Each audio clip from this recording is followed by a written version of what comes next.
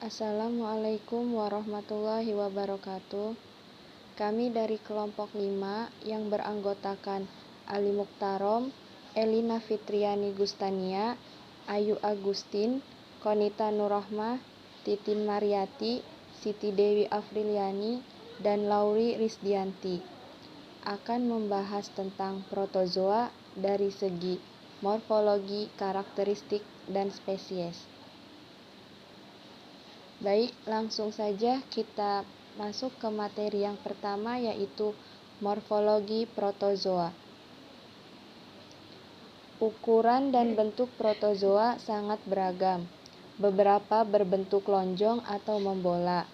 Ada yang memanjang, ada pula yang polimorfik atau mempunyai berbagai bentuk morfologi pada tingkat-tingkat yang berbeda dalam daur hidupnya.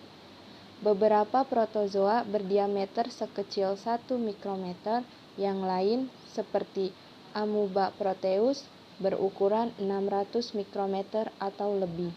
Beberapa Ciliata yang umum mencapai ukuran 2000 mikrometer atau 2 mm, jadi dapat dilihat dengan mudah tanpa perbesaran.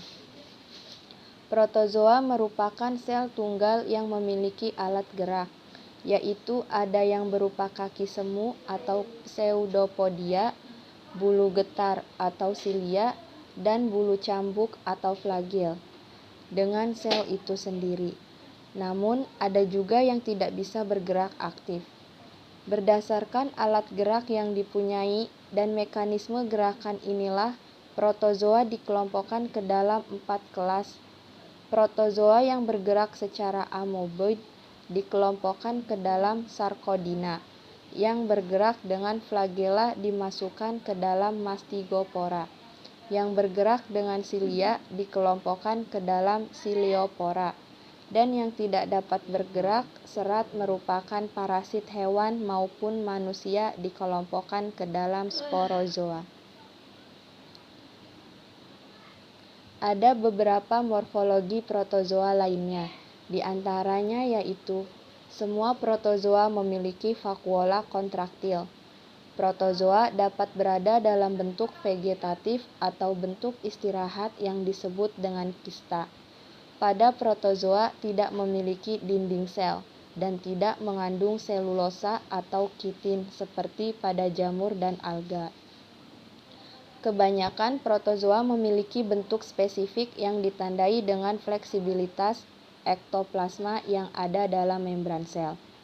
Beberapa jenis protozoa seperti Foraminifera memiliki kerangka luar sangat keras yang tersusun dari C dan Ca. Beberapa jenis protozoa seperti Diflugia dapat mengikat partikel mineral untuk membentuk kerangka luar yang keras. Beberapa jenis protozoa seperti Radiolarian dan Heliozoan dapat menghasilkan skeleton. Kerangka luar yang keras ini sering ditemukan dalam bentuk fosil. Kerangka luar protozoa jenis Foraminifera tersusun dari CaO2 sehingga koloninya dalam waktu jutaan tahun dapat membentuk batuan kapur. Selanjutnya yaitu karakteristik protozoa. Berikut beberapa karakteristik protozoa. Di antaranya, protozoa termasuk mikroorganisme. Mikro berarti kecil, organisme berarti makhluk hidup. Besarnya antara 3 mikron sampai 100 mikron. Protozoa merupakan penghuni tempat berair atau tempat basah. Bila keadaan jadi kering, akan membuat ciste atau kristal. Kegiatan hidup dilakukan oleh sel itu sendiri. Di dalam sel terdapat alat-alat yang melakukan kegiatan hidup. Alat-alat itu misalnya inti atau nukleus, butir inti atau nukleolus, rongga atau vakuola, dan mitokondria. Pada umumnya, protozoa bersel satu, tetapi ada beberapa spesies yang membentuk koloni. Umumnya di dalam satu sel terdapat satu inti, tetapi dari beberapa spesies secara generatif berkonjugasi. karena individu jantan dan betina belum jelas perbedaannya. Sesuai dengan sifat sel binatang, umumnya protozoa berdinding selaput plasma tipis. Bentuknya bermacam-macam, ada yang tidak tetap dan ada yang tetap. Bisa kita lihat di sampingnya, ada 6 gambar. Itu termasuk macam-macam dari bentuk protozoa. Sitoplasma protozoa sebagian besar tidak berwarna, tetapi beberapa spesies kecil, misalnya Stentor coerulus berwarna biru, dan Blephrusma lateria berwarna merah atau merah muda. Nukleus protozoa umumnya hanya sebuah, tetapi ada juga yang lebih.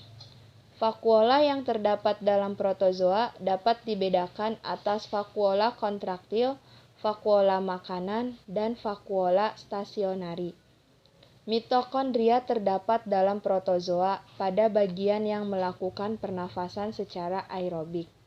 Alat gerak pada protozoa bermacam-macam, dari yang sederhana berupa pseudopodia sampai flagela dan silia. Selanjutnya yaitu spesies protozoa. Berikut beberapa contoh spesies protozoa yang merugikan dan menguntungkan serta peranannya. Yang pertama, spesies protozoa yang merugikan. Yang pertama ada Toxoplasma gondii, yaitu penyebab penyakit toksoplasma, penyakit yang dapat diderita semua hewan berdarah panas, termasuk manusia. Selanjutnya Plasmodium falciparum, yaitu salah satu spesies Plasmodium yang menyebabkan penyakit malaria pada manusia.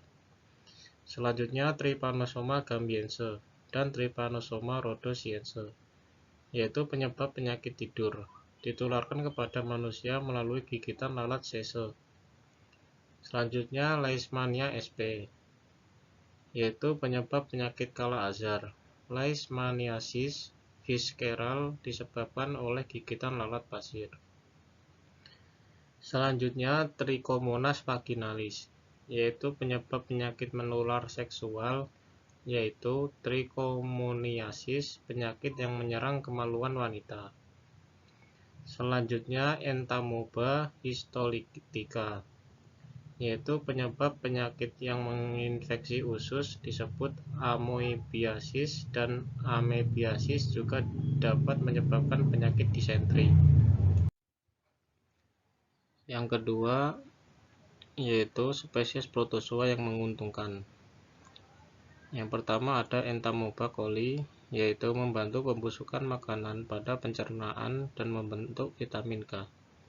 Selanjutnya ada Foraminifera, yaitu sebagai petunjuk adanya tambang minyak bumi.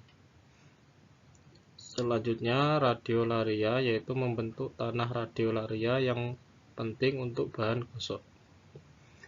Selanjutnya ada Paramecium caudatum, yaitu indikator terjadinya pencemaran air oleh zat organik. Selanjutnya ada Noctiluca miliaris, yaitu memiliki cangkang fosfor yang dapat menghasilkan cahaya berpendaran atau bioluminesensi di laut pada malam hari.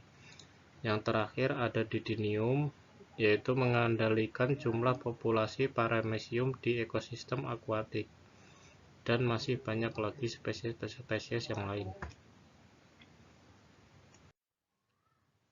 Sekian penyampaian materi dari kami tentang morfologi, karakteristik, dan spesies dari protozoa. Untuk kurang dan lebihnya kami mohon maaf yang sebesar-besarnya. Akhirul kalam, wabillahi taufiq wal hidayah. Wassalamualaikum warahmatullahi wabarakatuh.